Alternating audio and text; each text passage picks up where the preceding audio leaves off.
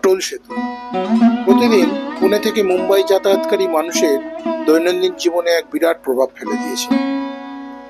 কমেছে যাতায়াতের সময়, যানজট হ্রাস পেয়েছে, ভ্রমণ আরো আরামদায়ক হয়ে উঠেছে। এর ফলে যারা কর্মজীবী পুনে মুম্বাইতে ডেলি প্যাসেঞ্জারি করেন তাদের সময় অনেকটাই হ্রাস পেয়ে গেছে, ক্লান্তি কমে গেছে। এটাই তো আমাদের ভারতবর্ষ, নতুন ভারতবর্ষ।